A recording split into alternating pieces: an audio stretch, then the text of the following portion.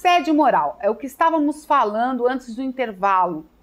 E eu falando das consequências causadas por essa opressão, como o nosso organismo reage a tudo isso, né? Doenças, depressão, apatia, crises de choro. Doutora, existe aí hoje, eu acho que a senhora disse que da última década para cá isso tem sido visto de uma maneira mais cuidadosa e que não é só o Brasil, que não existem leis formuladas para isso ou precisa ainda ser geradas. O que nós podemos fazer enquanto vítimas de uma situação assim? Adriana, na questão, de novo, do assédio moral no trabalho, se for junto ao setor privado, na empresa privada, o funcionário tem os mecanismos, não existe a demissão por justa causa. Então, no direito trabalhista, existe a demissão por justa causa do empregado contra o empregador.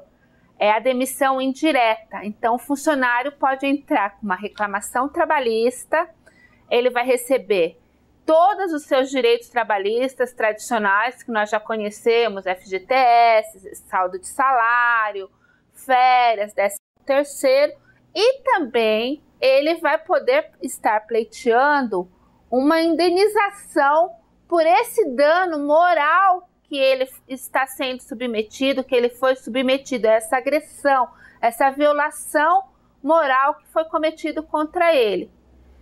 Esse valor da indenização vai ser arbitrado pelo juiz mediante o tamanho dessa agressão. Porque você traduzir algo que não dá para quantificar em dinheiro para trazer para uma indenização monetária é muito difícil. Então, não existe um padrão fixado que fale assim,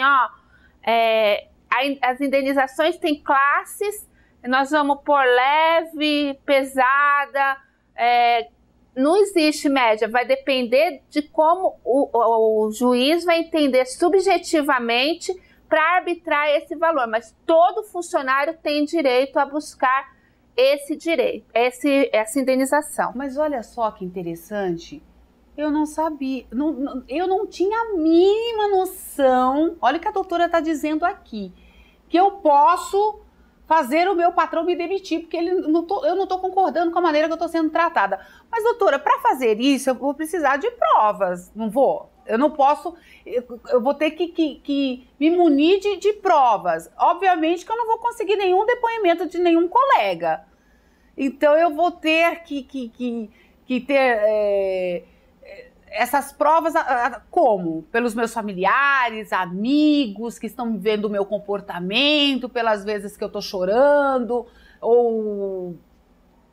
Como que eu vou provar isso? Adriana, hoje, no mundo que a gente vive da informática, a gente tem detetives. As câmeras dos nossos celulares, os nossos gravadores nos celulares, servem como prova, mas a gente, igual você estava falando pra gente agora, eu ia pro trabalho com o coração amargurado, chorava todas as vezes. Então, você que está sofrendo algum tipo de assédio, que tem esse sentimento de amargura, que você não quer ir pro trabalho, está nesse dilema, vá até um médico, procure um psiquiatra, um psicólogo, para fazer a avaliação psicológica, para ver o quanto que isso já te atingiu na sua saúde. Isso também, esse relatório médico vai servir como prova do assédio que você está sofrendo. Os depoimentos dos familiares, as mudanças de comportamento que você teve em casa junto à família, são provas.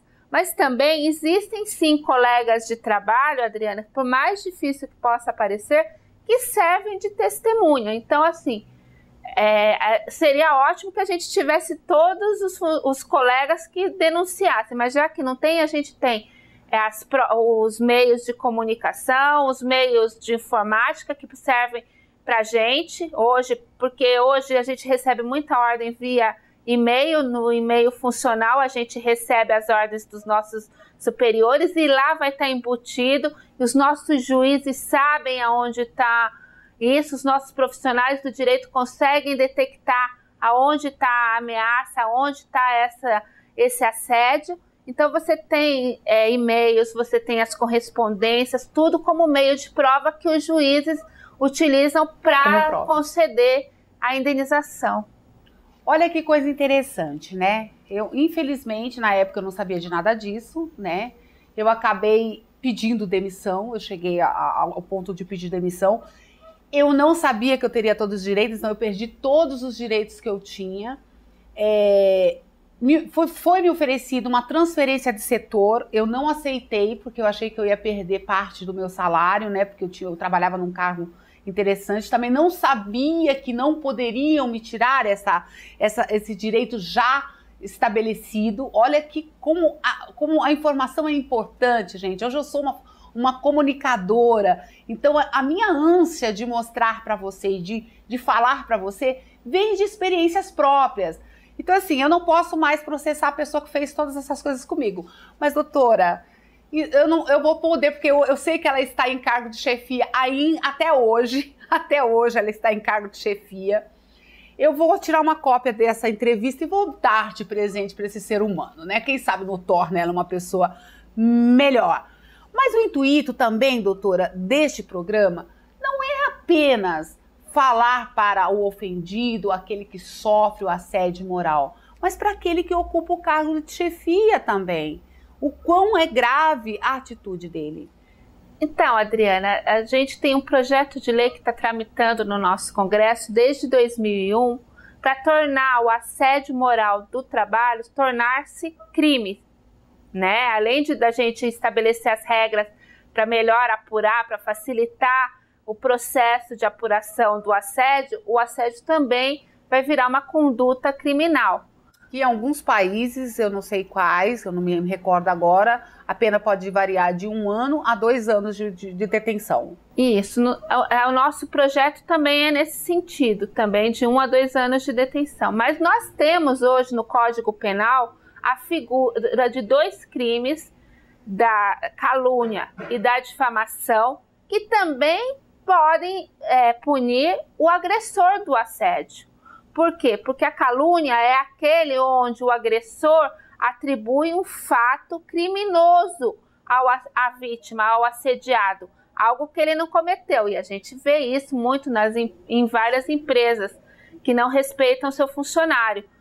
Inclusive, até o fato de de verificar pelo pessoal de segurança, fazer a segurança na pessoa, revistar, também é uma forma de assédio, que a Justiça Trabalhista tem condenado essa prática. O uso de câmeras sem o funcionário saber que está sendo filmado, que está sendo monitorado, também são formas de assédio. Por quê? Porque eles podem criar provas contra um funcionário na manipulação de imagens. Então, o funcionário tem que estar ciente de que ele está sendo monitorado no seu ambiente de trabalho.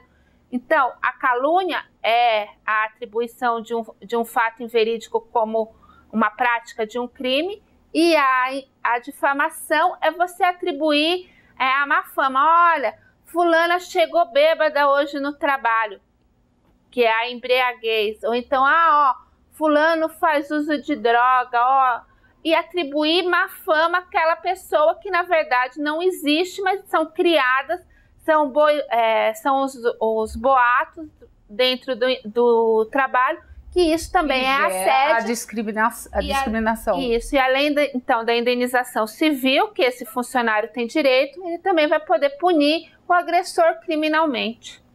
Bom, estamos falando aqui com uma profissional em direito, estamos falando de assédio moral. Vai aqui a nossa deixa, eu acabei de falar com ela sobre o agressor, ou seja, a pessoa que ocupa um cargo de chefia e que não foi com a cara daquela pessoa por uma razão ou outra. Tem isso também, isso de vez em quando acontece, né? Infelizmente, isso de vez em quando acontece. Não sei por que cargas d'água as pessoas resolvem machucar ou ferir a outra pelo simples fato de não ir com a cara, né? Mas aí vai essa deixa para você, se você está tendo esse tipo de comportamento e ocupa um cargo de chefia, procure olhar mais dentro de si. A gente volta já já, ainda com o tema assédio moral.